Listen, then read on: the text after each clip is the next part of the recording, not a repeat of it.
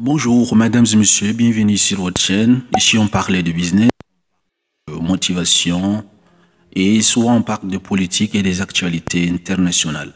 Cette fois-ci, je vais vous raconter l'histoire d'un jeune homme là qui se bat avec les forces obscures qui veulent l'empêcher à évoluer. C'est un ami, je vais le surnommer dans cette vidéo par le prénom de Idriss. Donc, mais son nom, il s'appelle pas Idriss, juste pour anonymat. C'est un ami de longue date, n'est-ce pas? Il est jeune homme, il agit environ de 28 ans. C'est un homme qui se bat et c'est un orphelin du père et de la mère depuis son enfance. Voilà, il a grandi avec son oncle. Il s'est battu comme il peut pour, n'est-ce pas, grandir ainsi dans... Vous savez, en Afrique, la vie n'est pas facile. Des fois, ça se passe pas comme on veut, surtout quand on n'a pas ses parents à ses côtés. Grandir dans la maison de famille, c'est pas facile. Même en Occident, les gens qui ont grandi dans les foyers d'accueil, c'est pas facile. D'ailleurs, si vous avez à passer cette expérience, dites-nous en commentaire comment ça s'est passé, est-ce que ça s'est passé comme vous espériez, ou bien vous avez traversé également des difficultés. Donc, ce jeune homme, Idriss, il a, n'est-ce pas, empiété les voies qui sont difficiles. Il a traversé des moments difficiles dans son enfance. Malgré cela, il a pu faire ses études. Il a poussé ses études jusqu'à obtenir son baccalauréat. Donc, il a essayé donc de se chercher jusqu'à ce qu'il a trouvé un travail au niveau de l'armée. Voilà, il a été recruté comme étant un membre du corps d'armée de son pays. Et ce qui se passe, au fait, il s'est marié. Sa première femme est morte après juste peut-être 6 mois de mariage. Il s'est pas remis facilement à cette situation. Il s'est remarié une nouvelle fois. Et actuellement, il a sa femme et ses enfants. Voilà ce qui se passe. Il s'est lancé dans les business, mis à part son travail comme étant un gendarme.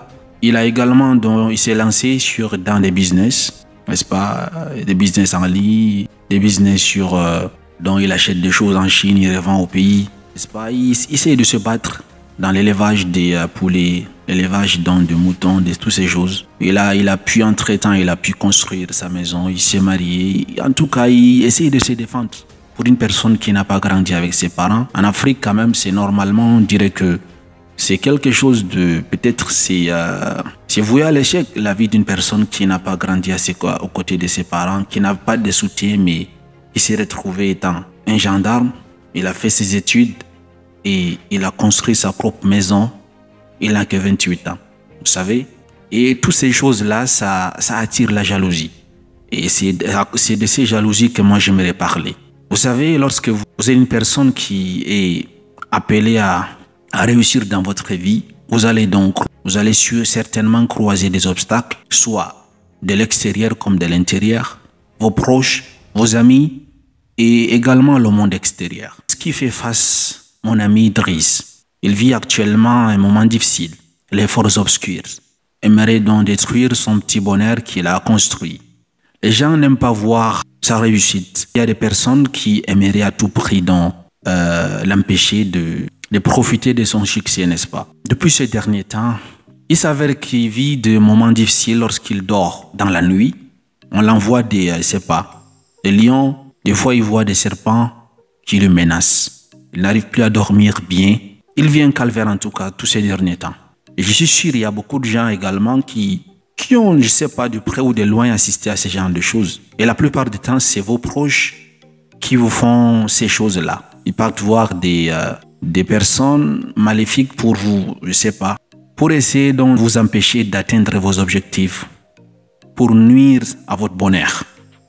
Ça arrive, il y a les femmes, qu'on les attache, ils ne pourront pas trouver de mari. Il y a des hommes, on les attache, ils ne pourront pas réussir dans leur vie. Il y a des personnes, les étudiants, dès qu'ils prennent, je ne sais pas, dès qu'ils prennent le livre pour étudier, n'est-ce pas, la tête commence à se faire mal. Il y a des personnes, dès qu'ils font quelque chose, ça brûle. Tu ouvres un quincaillerie, ça brûle. Tu achètes une voiture pour faire le business, le taxi ou bien la location, ça fait l'accident après 2 jours. Tout ce que vous touchez, ça passe pas. Sachez que c'est pas pour rien. C'est pour quelque chose, ça a dû à quelque chose.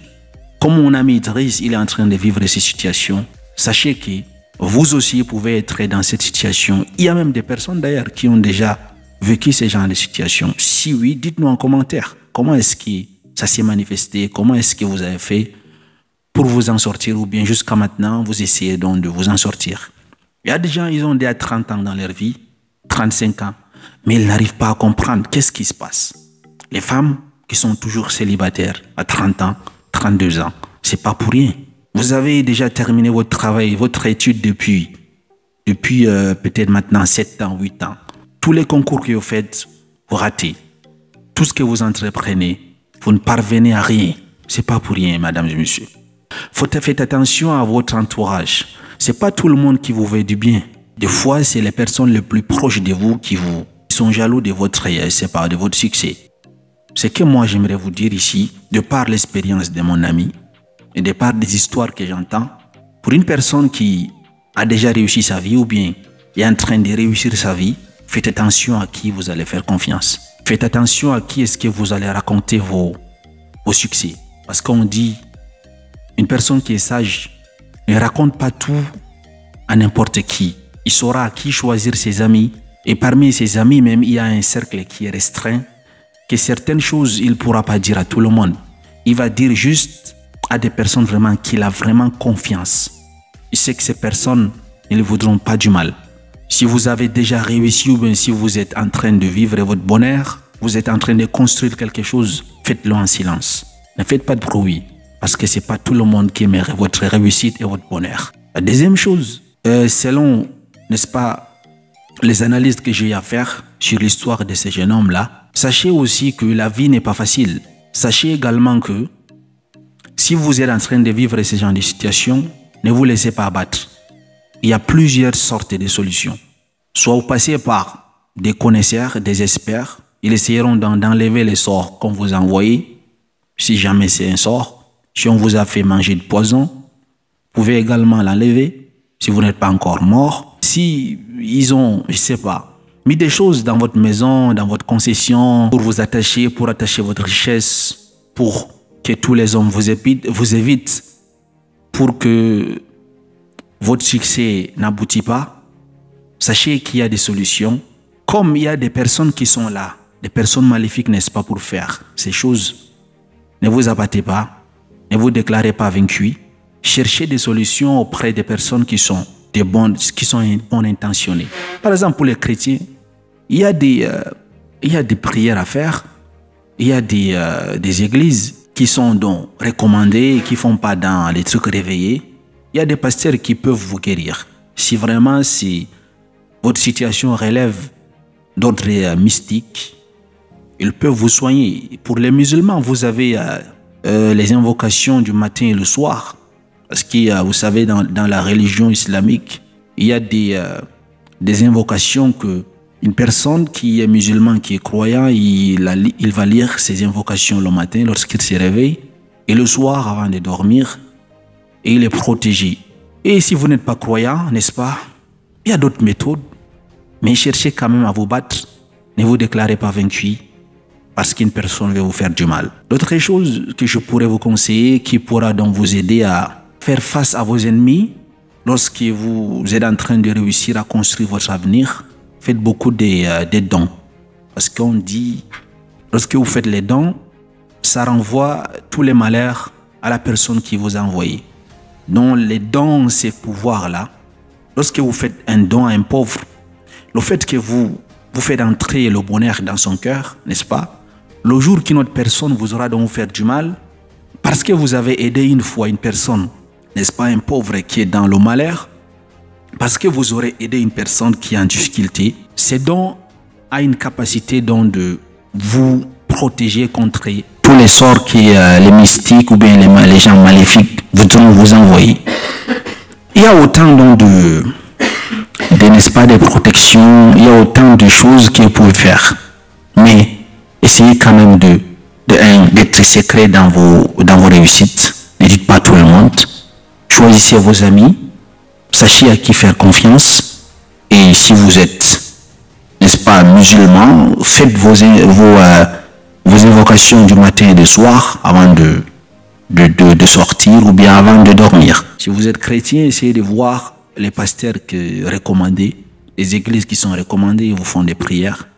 Et essayez également de voir des personnes au quartier qui, par expérience, il y a des gens qui confirment que eux, ils essaient donc d'enlever ces choses et faites beaucoup de dons. Cela va beaucoup vous aider. Et si vous avez d'autres solutions à faire face à ces genres de situations pour les personnes qui sont touchées par les forces maléfiques, les personnes à qui on a envoyé des sorts, si vous avez d'autres solutions, n'hésitez pas à laisser un commentaire afin d'aider les uns et les autres qui se retrouvent dans ces genres de situations, afin donc de réussir leur vie, n'est-ce pas? Merci de m'avoir suivi, mesdames et messieurs. Si la vidéo t'a plu, t'a aidé, tu connais une personne qui vit dans cette situation, n'hésite surtout pas, n'est-ce pas, à l'envoyer, à partager avec lui cette vidéo. Peut-être ça va l'aider. Et si la vidéo t'a plu et t'es gentil, tu peux également me laisser un like. Ciao. Abonne-toi également, j'ai oublié. Abonne-toi si tu n'es pas encore abonné. Abonne-toi, merci.